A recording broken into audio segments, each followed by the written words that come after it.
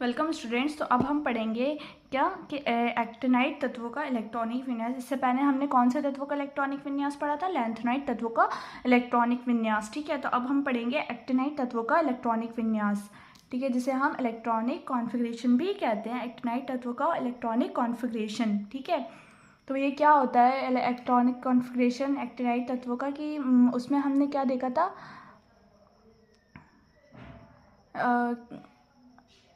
कि जो उसमें जो इलेक्ट्रॉनिक विन्यास हो जाता है वो 4f वाली श्रेणी में आता था। ठीक है, तो अब हम इसमें यहाँ पे क्या देखेंगे कि जो Rn है वो 5f से स्टार्ट होता है और 6d इस तक हमारा जो होता है ये होता है। ठीक है, Rn 5f से 6d तक होता है। ठीक है, तब हम यहाँ पे इसकी थ्योरी देखेंगे। थ्योरी में हम यहाँ देखेंगे कि इसका सामान्य इलेक्ट्रॉनिक विन्यास सामान्य इलेक्ट्रॉनिक विन्यास जो होता है Rn 5f 1 से 14 तक और 6d 0 से 6d 0 से 1 तक होता है। ठीक है, 6d 0 से 1 और 7s2 तक होता है। उसमें 4s2 तक होता था, इसमें कितना है 7s2 होता है। ठीक है, इसमें देखेंगे अर्थात सभी एक्टिनाइड्स में s2 विन्यास होता है, जैसे अभी मैंने आपको बताया। अब इसमें हम लिखेंगे कि इसमें सभी एक्टिनाइड्स में 7s2 विन्यास होता है। ठीक है, कितना होता है? 7s2 विन्यास होता है तथा 5f-n-6d उपकोशों में परिवर्तनशील विन्यास होता है। ठीक है, क्या कह रहा है कि 5f और 5f उपकोशों में 5f उपकोश में प्रवेश नहीं सॉरी 5f उपकोश में और 6d उपकोश में परिवर्तनशील विन्यास होता है।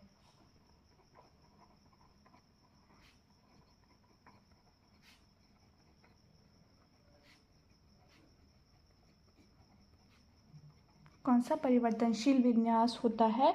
14 इलेक्ट्रॉन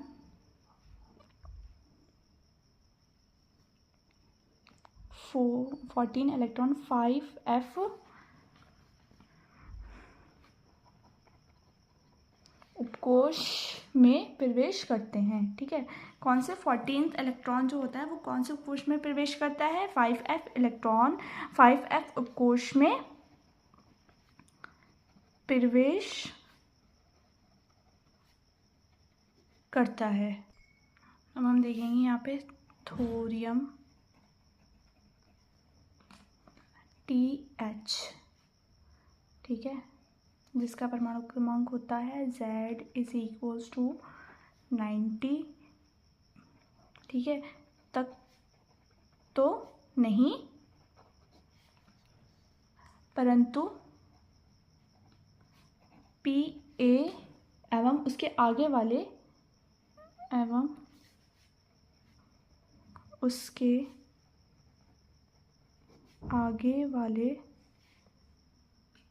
तत्वों में नियमित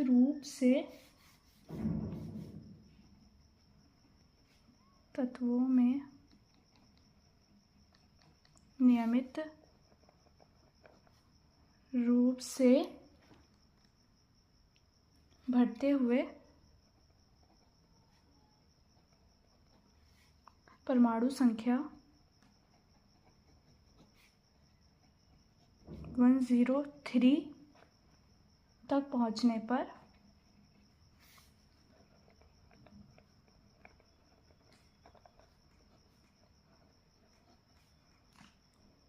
पहुंचने पर 5f कक्षक पूर्ण रूप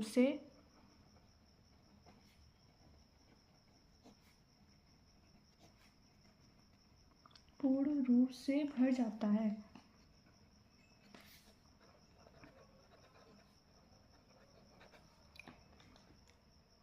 ठीक है, लैंथेनाइड के समान एक्टिनाइड के इलेक्ट्रॉनिक विन्यासों में क्या मतलब कि लैंथेनॉइड के समान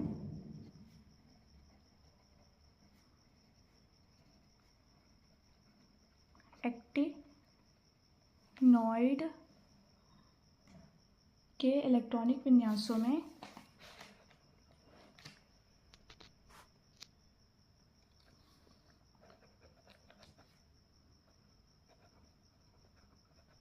इलेक्ट्रॉनिक विन्यासों में अनियमितताएं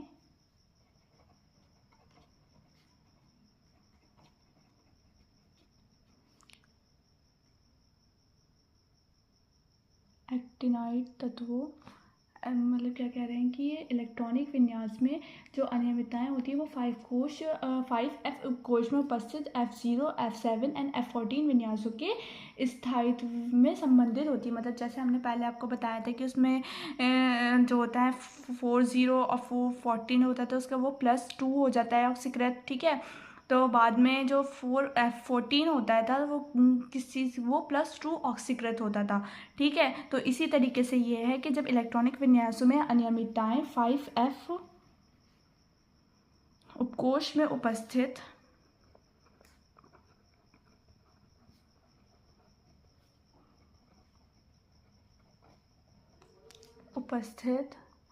F0, F7, F14 विन्यासों के स्थायित्व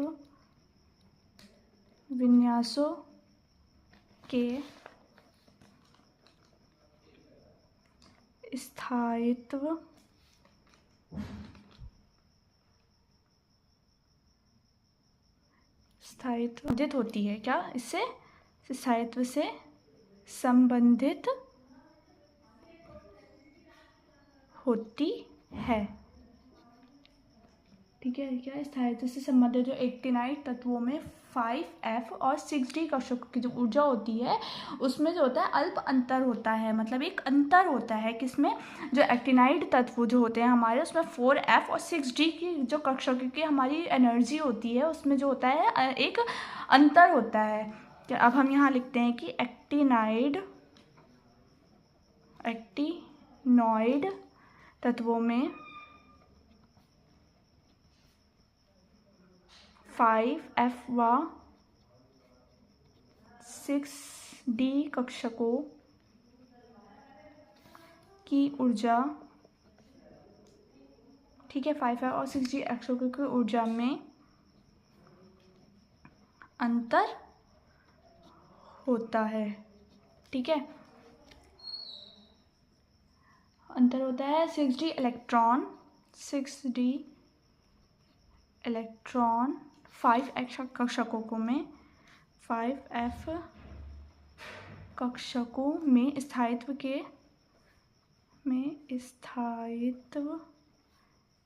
के आधार पर